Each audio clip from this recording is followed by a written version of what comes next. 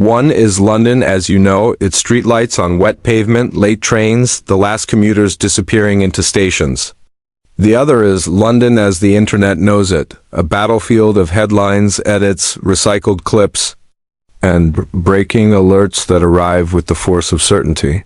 Before anyone has checked whether the ground truth exists. And tonight, a claim is moving fast that a sudden medical emergency inside Kensington has triggered an urgent update that the Prince of Wales has been seen shaken. That palace walls have gone quiet in the way they do when something terrible has happened. But here is the first rule of modern crisis reporting: speed is not proof when a story involves royal health. The pressure to believe, especially to believe the worst, can become its own engine. In 2024, the British Monarchy learned this in public. It wasn't simply dealing with cancer diagnoses and treatment schedules. It was dealing with a new strategic reality. Illness is no longer just a private ordeal. Illness is a narrative target. Let's pin down what is verified, because credibility is the only armor a journalist has when the fog rolls in. On February 5, 2024, Buckingham Palace publicly stated that King Charles III was diagnosed with a form of cancer discovered during treatment for benign prostate enlargement.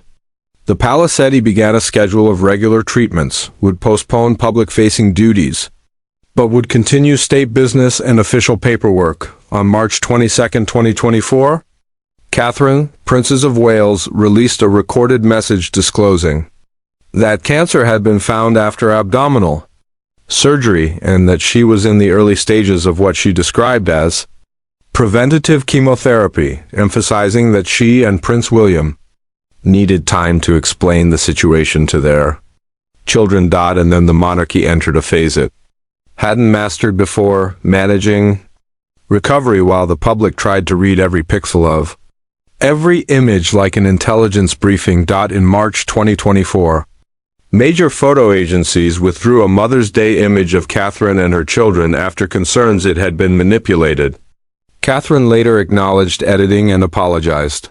The practical consequence was brutal. A credibility wound opened, and into that wound poured endless speculation, some sincere, some cynical, some waponized.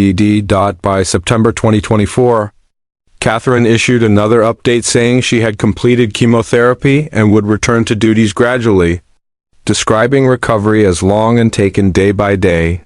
Then on January 14, 2025, she publicly said it was a relief to now be in remission after visiting the Royal Marsden Hospital. Those are the confirmed milestones. Now fast forward to December 2025, because the rumor you're hearing tonight tries to overwrite this reality with a darker, more dramatic script. What do verified sources show in early December 2025?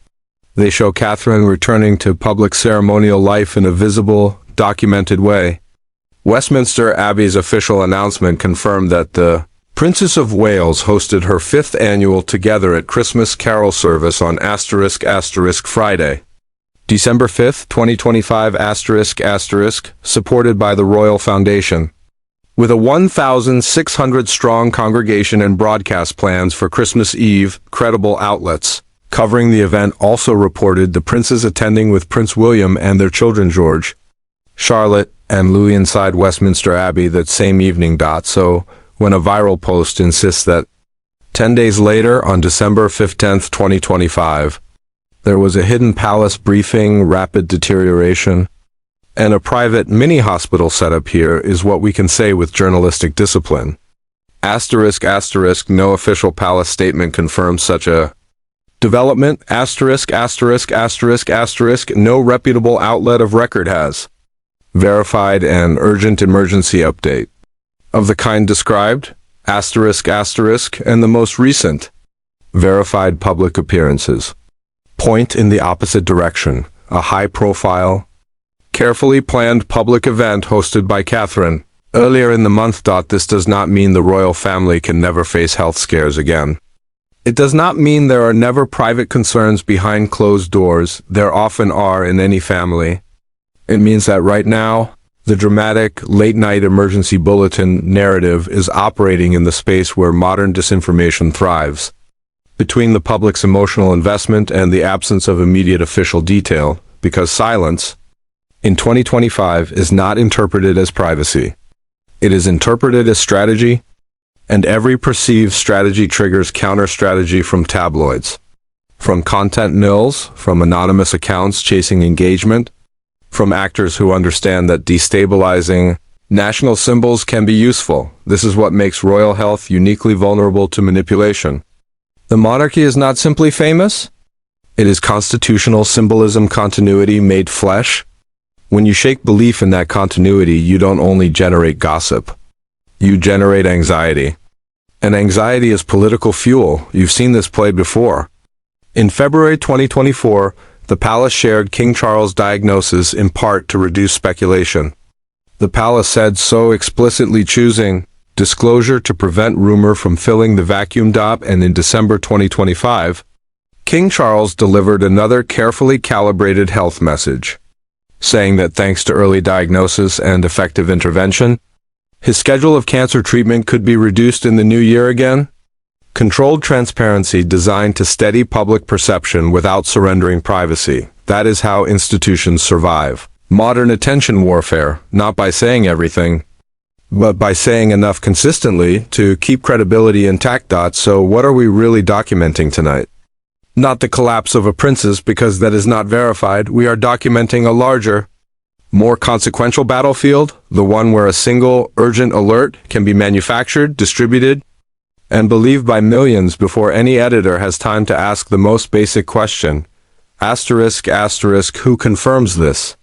Asterisk, asterisk, and if no one credible confirms it, then what you are watching is not news. It is a narrative attack, sometimes accidental, sometimes deliberate, always profitable to someone. In war reporting, we learn to separate incoming fire from incoming noise. The noise can kill too by triggering panic, by eroding trust, by making citizens doubt every official word until nothing is left but tribal certainty, and that is the warning signal embedded in these palace health rumors. They're not just cruel. They're corrosive. They train the public to treat institutions as permanently deceptive, and once a society believes that, it becomes easier to break. A palace under pressure doesn't look like a palace in the movies. It doesn't erupt into chaos with slammed doors and shouted orders. It gets quieter. It tightens. It becomes procedural. Because the monarchy, despite the crowns and carriages, is a security-sensitive institution trained to treat uncertainty like a contagion. And in the information age, uncertainty spreads faster than any virus. It doesn't move through air. It moves through feeds. So when a dramatic claim surges online, an urgent medical alert, a late-night briefing, a critical deterioration of Prince of Wales shaken, the most important question is not whether it sounds believable. The question is whether the claim survives contact with the only terrain that matters. Asterisk, asterisk, verified record. Asterisk, asterisk, in December 2025, the verified record is not blank. It is active, recent, and very public on asterisk, asterisk, Friday, December 5th, 2025, asterisk, asterisk, Catherine, Princess of Wales, hosted her 5th annual Together at Christmas carol service at Westminster Abbey. The Abbey's own official notice described the event, and a follow-up Abbey report confirmed the service was attended by the Prince and Princess of Wales along with Prince George, Princess Charlotte, and Prince Louis. This matters because it establishes a baseline, a high-profile public appearance planned, executed, and documented. That doesn't prove perfect health, no public appearance ever.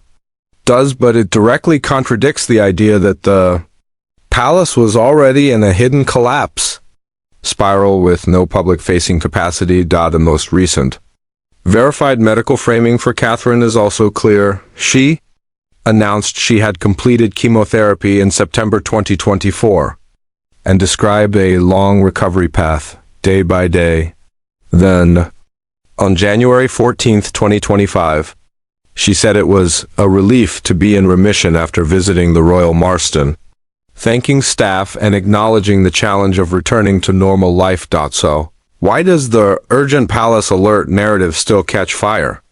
Because palaces create a perfect environment for informational siege warfare, high public interest, limited official disclosure, and an institution that communicates in restrained language even when reality is dramatic.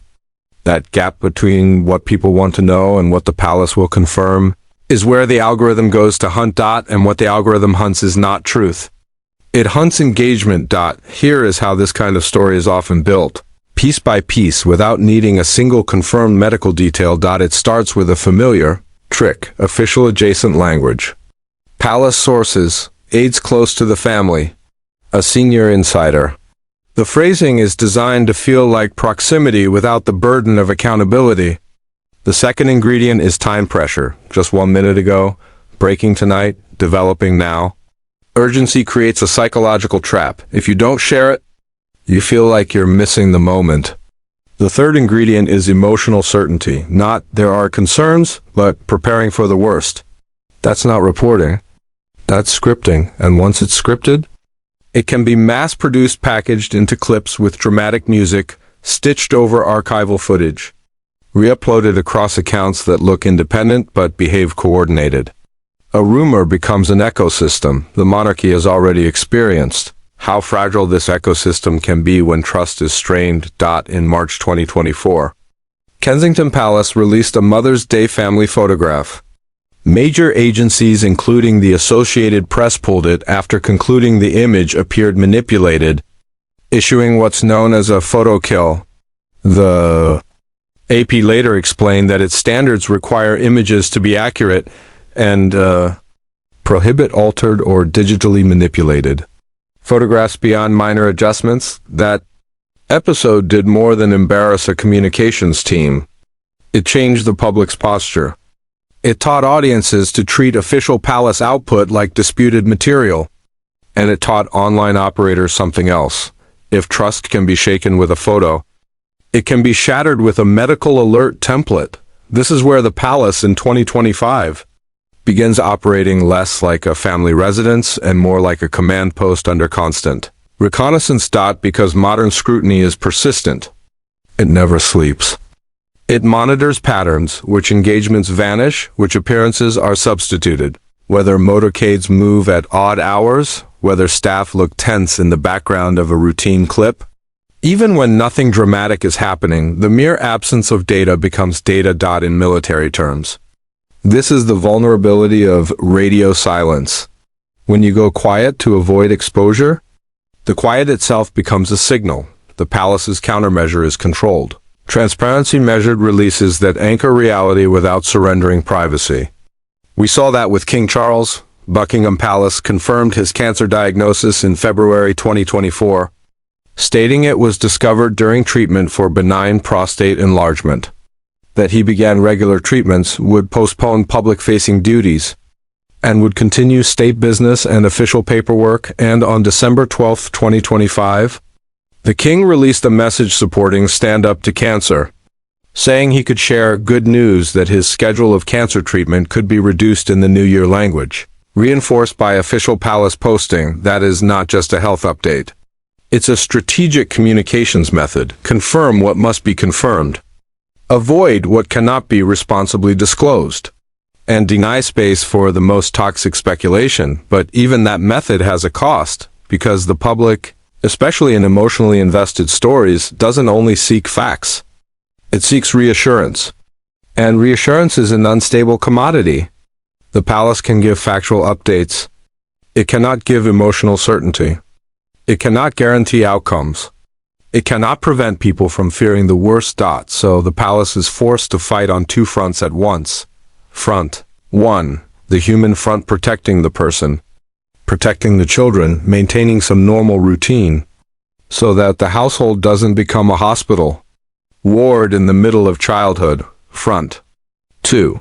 The information front, containing viral narratives that can damage trust even when the underlying claim is false. And here is the hard truth that makes this battlefield so dangerous. Even false rumors can produce real-world harm. They can pull crowds to gates. They can trigger harassment of staff. They can place pressure on medical systems.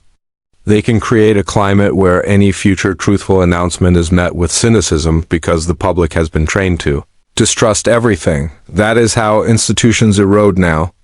Not with one catastrophic moment, but with repeated contamination of the truth. Environment until citizens stop believing in the possibility of verified reality. So when you encounter a palace emergency story that cannot be anchored to official releases, reputable wires, or consistent documentation, treat it the way you treat a battlefield claim with no confirmation, not as proof, not as certainty, only as noise until it can be verified. Because in 2025, the most valuable weapon is not a missile. It's belief.